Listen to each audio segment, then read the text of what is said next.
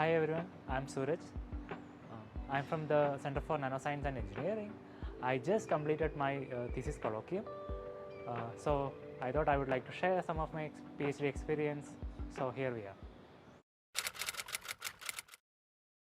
Different people have different reasons for pursuing PhD.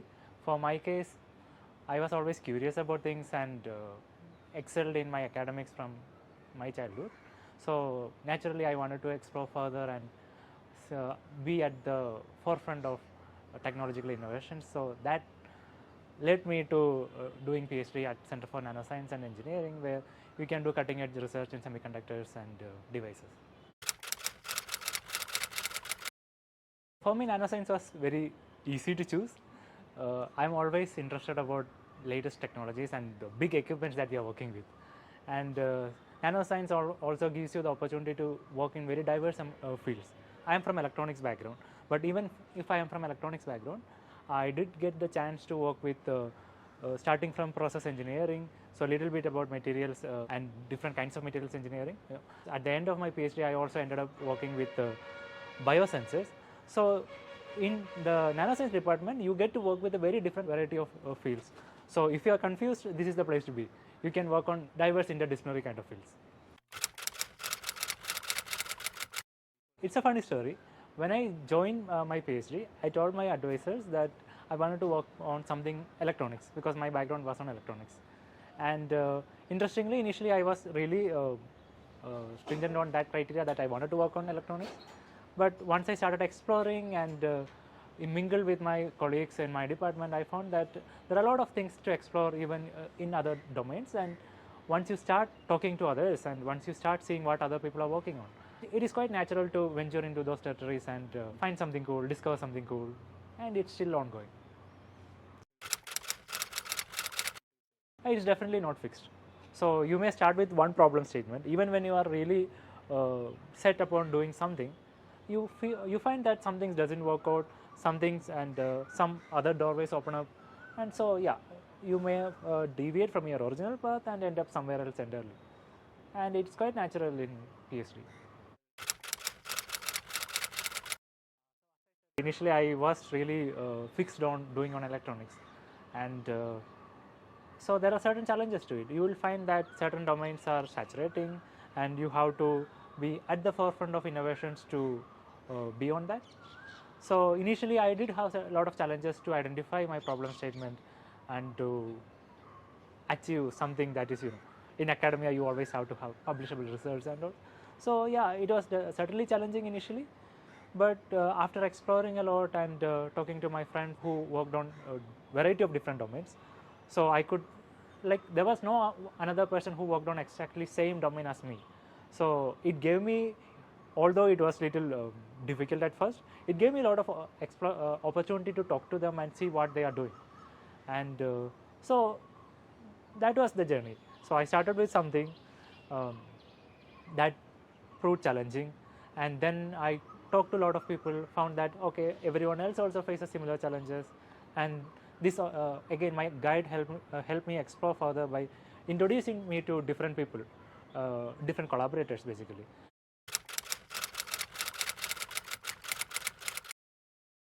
I would say it is extremely important, especially if you are working in a domain like nanotechnology, and most of my work have been collaborations. I find that when I am working alone, I do get roadblocks, I don't get a lot of ideas, but the moment I collaborate with at least one another person, the ideas keep on coming, and it's flourishing. Like once you start collaborating, your ideas are working well, you can brainstorm and eventually get some results and publish them.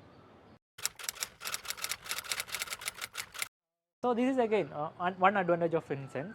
My advisor himself introduced me with two of my collaborators. So one was his own student who at the time being was working in IIT Madras, and I could work with him, and he was been a mentor for a long time. And another one was again an exchange faculty from an international exchange faculty from Bangladesh actually. So this when I started my work with him, this was actually quite a big departure from my original work, which was on electronics. And my advisor suggested me that okay, let's try something else, let's try biosensors. And I was a little skeptical because it was a little different from my original domain. But then working with a new mentor kind of person and collaborating with him helped me get out of that comfort zone and explore more. And it was one of the most fruitful ventures in my PhD, where I stepped into out of my comfort zone and learned something new. And now my thesis is also like that. So initially I started with something, then I ventured in something else. So that collaboration really helped me to move forward in my work. And especially that was at a moment where I was really stuck and really wondering which way to pursue more.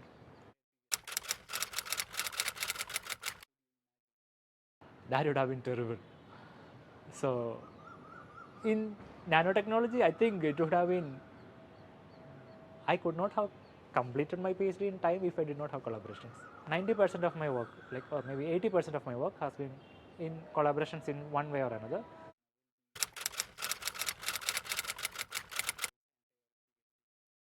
Okay, this is where we also have to touch upon the stressful aspects of PhD.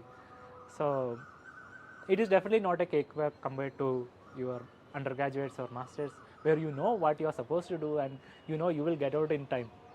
But when you are doing research, and results are always unpredictable. You don't know whether you will get results, and you don't know whether you are wasting your time or whether it's all. I would say there is a certain luck in that, and of course, hard work plus luck. So it has been ups and downs. I certainly had times when I was too much stressed out about experiments not working, and where I had to work continuously on a certain experiment, and this had impact on my personal life as well, where your food habits go out of hand, your sleep goes out of hand, and those are natural. Like it happens to, from what I talk to all my colleagues and friends, it happens to everyone. And the best remedy for that is talk to others and seek help if you want to. And once things are back on track, once my research is going better, my life is also getting better. So yeah, it's like a sinusoidal wave. You have your highs and you have your lows, and you have to balance them.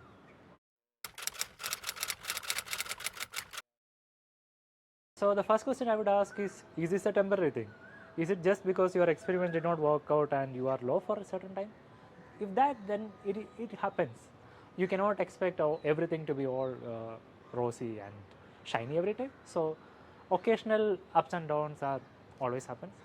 But if you are feeling down for a long time, say more than a couple of weeks or even a couple of months, then maybe you have to start talking to someone.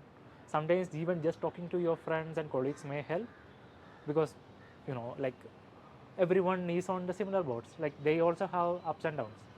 But if that's not helping, then certainly you have to take help with a therapist or something like that. If you are feeling down for a long time, it's better to take a psychiatrist or psychologist.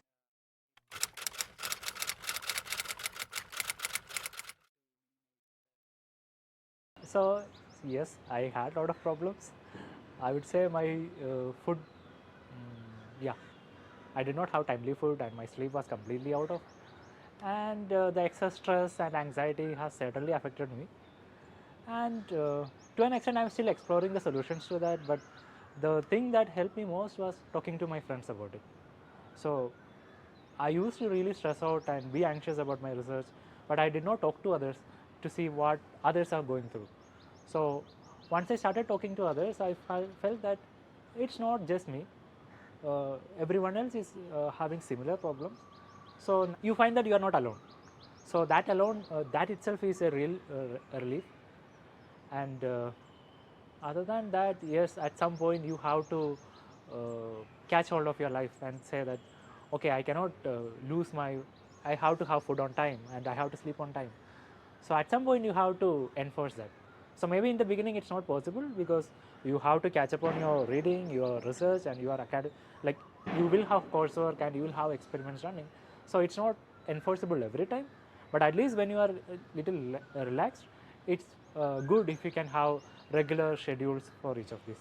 And in my case, things have gone out of hand sometimes, where the schedule went completely out. But then once I'm back in track, I try to keep them in a normal way.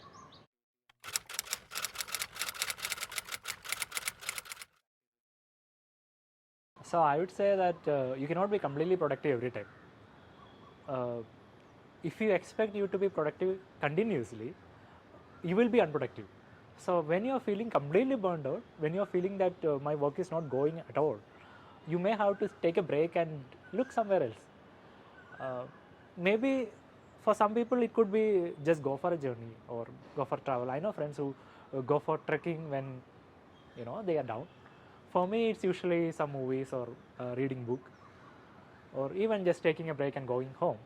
But once that is done, if you're still unproductive, maybe it's time to take a pause of that experiment and do something else. So you can of course have multiple experiments going in parallel, so that once something is stuck or you are waiting for a certain equipment to be up, you can always focus on something else. Other than that, there is no real solution to that. There will be always times when you are stuck and you do not know what to do, and then there are times when you are productive, you are getting ideas, so you put extra effort into that. So this has been a journey where I had both cases, and I'm still figuring out how you can become continuously productive. It varies from person to person. uh, I would say, like, of course the pandemic has affected everyone, but that has been a tremendously unproductive time for me. But then coming back, you still need a time to get back on track, so those things happen. But if you feel that you are unproductive for more than a couple of months, then you may have to go and talk to your advisor and find some new experiments to do, or just talk to your colleagues and maybe start a collaboration with them, something like that. If you go through a lot of forums and all, what they say is you have to choose your advisor beforehand. And in terms of India, it may not be that easy, because you join first and then you choose your advisor. But if you are going abroad and all, then you can always communicate with them and figure out your wavelength. Nowadays, I think even here people are communicating with your advisor and see how their thought process is and how you can work with them. So certainly you have to uh, be you have to decide accordingly. You cannot choose an advisor who thinks on a different wavelength than you. So in my case, uh, my advisor gave me the freedom to pursue my experiments. So it took a while to adjust to the way he guides me, but after I was adjusted, it gave me the enormous freedom to pursue my experiments. So I could come up with collaborations with my friends. I could think about new ideas. I could explore them to my own interest, and he would always give me the green signal to do that. So that has been the biggest advantage in my case. So this varies from people to people. For some people, you would need a guide who would guide you every day, and for some people that may be too difficult. They would want a minimal guide, like when you have trouble you go to them. So it's something you have to choose, you have to identify beforehand. When you talk to your advisor, when you talk to his students prior, you will know that what kind of mentor you are expecting. So yeah, that is what I would suggest to everyone. Talk to the previous alumni from the same group, see if this is a culture that you can adjust to, and then choose accordingly.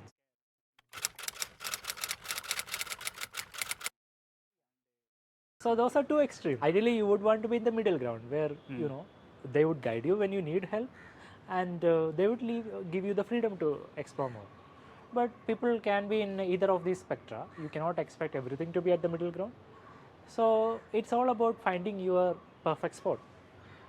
If you end up in a group where you are not really in that wavelength, then your choice is either to adapt or try to find some way to adjust with it.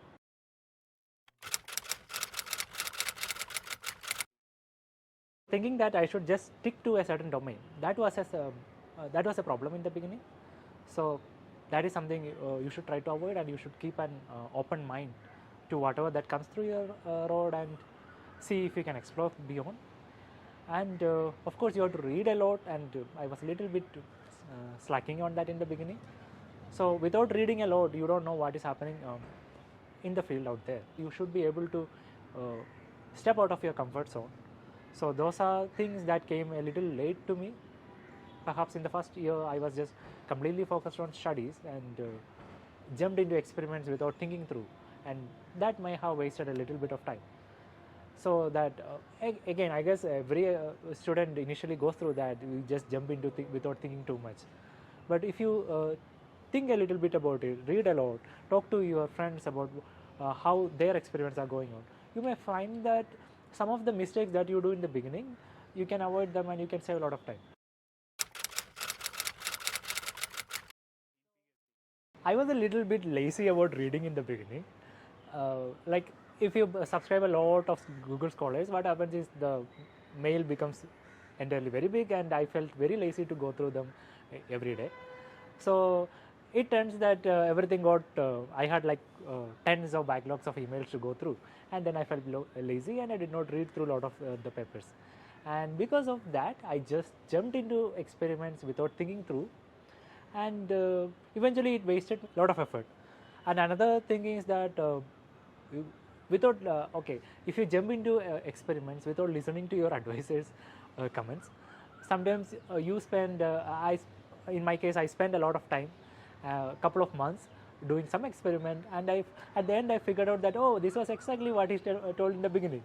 So reading papers and then listening to what your advisor really means, that really helps. And another big thing is that comparing with others. I did compare with my peers who started along with me.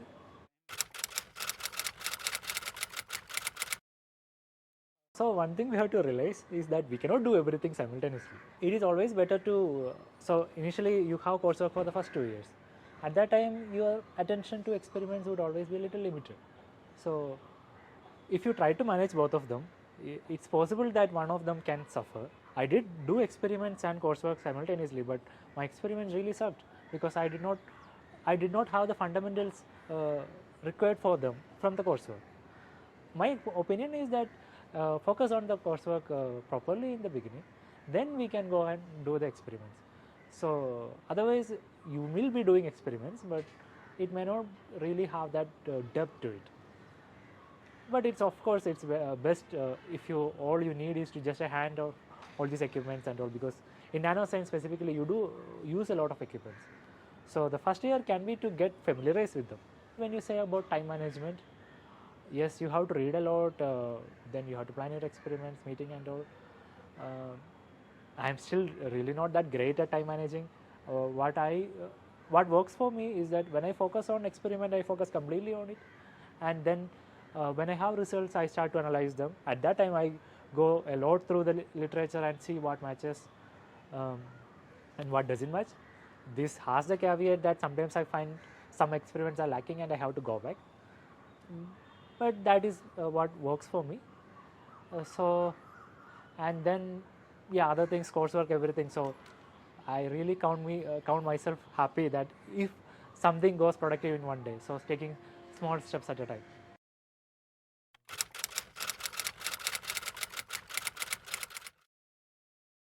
To an extent, yes, but then you also has a tendency to overblock it.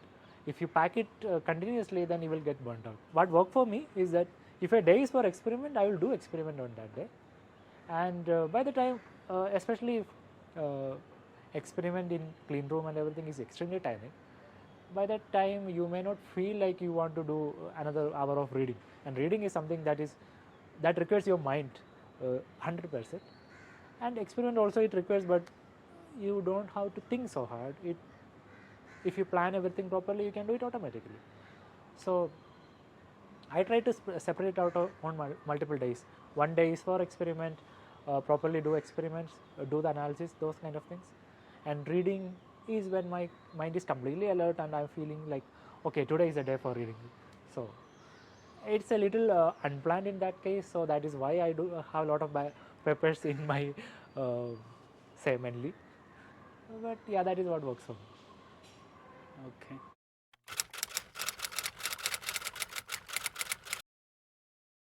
I I'm like at this at the end of things, at the end of my PhD, I find that I'm really passionate about research.